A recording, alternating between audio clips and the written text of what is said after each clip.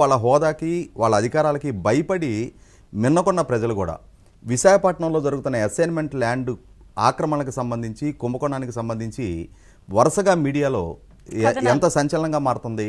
ఆధారాలతోటి chief secretary హోదాలో ఆయన మూర్తి యాదవ్ గారిని బెదిరిస్తూ ఒక లేఖ రాసినా కూడా మీ మీద చట్టపరమైన చర్యలు తీసుకుంటాం, నేను కానీ నా కొడుకు కానీ ఎప్పుడు విశాఖపట్నం అడుగు కూడా పెట్టారలేదు అని చెప్పని బుకాయించే ప్రయత్నం చేసినా కూడా పూర్తి సాక్ష్యాధారాలతోటి రోజువారీగా ఒక సిరీస్ లాగా గత 4 రోజులుగా ప్రెస్ మీట్లో అక్కడ బాధితులుగా ఉన్న రైతాంగాన్ని కన్సర్న్ డాక్యుమెంట్ ఎవిడెన్స్ తోటి మూర్తి యాదవ్ గారు అక్కడ స్థానిక తెలుగుదేశం నాయకులు చీఫ్ సెక్రటరీ గారిని ఏ విధంగా ఎండగడుతుందో చూస్తూ ఉన్నాం. తర్వాత ఏబీవీ గారి అంశం. ఈ ఏబీవీ గారి అంశం 100% ఒక ఒంటరి పోరాటానికి ప్రభుత్వం తల ఉంచిన తీరిది. ఎందుకంటే 5 సంవత్సరాలుగా ఆయన్ని యూనిఫామ్ వేసుకొని ఇవ్వకూడదు అని చెప్పిన ఏకైక లక్ష్యంతో ముఖ్యమంత్రిగా జగన్మోహన్ రెడ్డి గారు పదవి బాధ్యతలు చేపట్టిన వెంటనే సహజంగానే ఒక కొత్త ప్రభుత్వం పదవి బాధ్యతలు చేపట్టిన తర్వాత ఒక మంచి నిర్ణయంతో, అంటే ఒక కొత్త పథకాన్ని అనౌన్స్ చేయటము, ఒక కొత్త భవనానికి శంకుస్థాపన లాంటి ఒక శుభకార్యంతో ఏదైనా కార్యక్రమాన్ని మొదలుపెట్టాలని చెప్పని ఆశిస్తారు. ప్రజలు కూడా అటువంటి అంచనాతో ఉంటారు. ఎందుకంటే చాలా హై ఎక్స్పెక్టేషన్ తోటి 170 స్థానాలు ఉన్న సభలో 151 స్థానాలతో ఆయనకు అధికారం కట్టబెడితే రాష్ట్రాన్ని భవిష్యత్తు తీరం వైపు నడిపించగలిగే నాయకుడు అని చెప్పని ప్రజలకు అంచనాతో ఆయనకు అధికారం కట్టబెడితే ఆయన చేసిన వెరీ నెక్స్ట్ డే తీసుకున్న మొట్టమొదటి నిర్ణయం ఏంటి అంటే ఏబీ వెంకటేశ్వరరావు గారిని విధుల నుంచి దూరం చేయటం, మొదటి వారంలో ప్రజావేదిక కూల్చివేత, ఇసుక పాలసీ రద్దు, అన్నా క్యాంటీన్ రద్దు, ఇట్లాంటి ఒక విధ్వంసకర పవర్ పర్చేసింగ్ అగ్రిమెంట్ రద్దు. అంటే ఇటువంటి విధ్వంసకర నిర్ణయాలతో మొదలుపెట్టిన ఆ ప్రస్థానంలో భాగంగా ఏబీ వెంకటేశ్వర గారిని ఆయన సుప్రీంకోర్టులో గెలిచిన పోస్టింగ్ ఇవ్వలేదు, పోస్టింగ్ ఇచ్చి మళ్ళీ 2 వారాల్లో సస్పెండ్ చేశారు.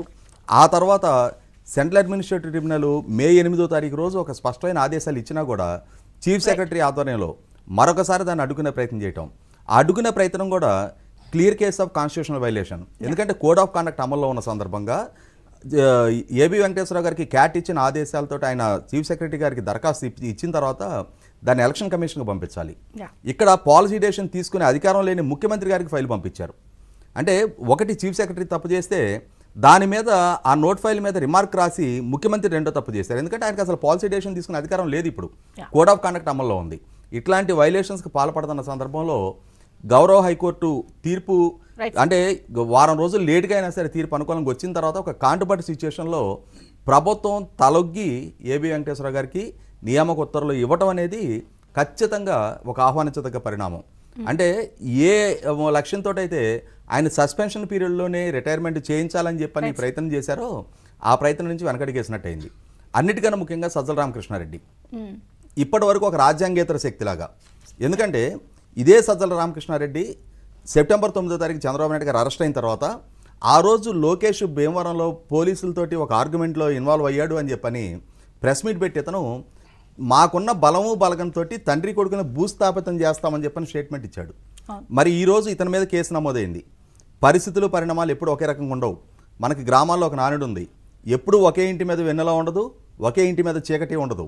ఖచ్చితంగా నిన్నటి వరకు మీరు చలాయించిన అధికారం మీతో ఉండదు అనేది ఇప్పటికీ ఒక స్పష్టత వచ్చేసింది ప్రజల దగ్గర నుంచి. ఇటువంటి పరిస్థితుల్లో మరి ఇంతగా రెచ్చిపోయి ప్రవర్తించి ఈ రోజుకి కూడా ఇవాళ 1వ తారీఖు, ఈ 1వ తారీఖు కూడా ప్రభుత్వం దగ్గర నుంచి ప్రజలు కట్టిన పన్నుల ద్వారా జీతం తీసుకుంటూ ఉన్నాడు అతను.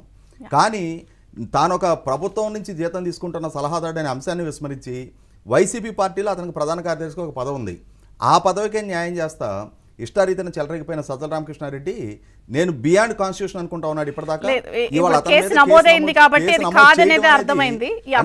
ఇది ఆరంభం మాత్రమే. అతని ద్వారా జరిగిన ఉల్లంఘనలు, అతని అత్యుత్సాహ ప్రదర్శన, అతనికి అయిన ఖర్చు 160 కోట్లు అని చెప్పిన ఆర్టీఐ ద్వారా ఇప్పటికే అంటే మనకి తేడతలం అయ్యింది. రేపు రోజున 160 కోట్లు కూడా అతని దగ్గర నుంచి రికవరీ చేయాలి. మాట్లాడదాం మనం. ఎందుకంటే ఒకటి మీరు అన్నారు ప్రకృతి సంకేతాలు ఇస్తుంది, లేకపోతే ముందే పసిగడుతుంది అని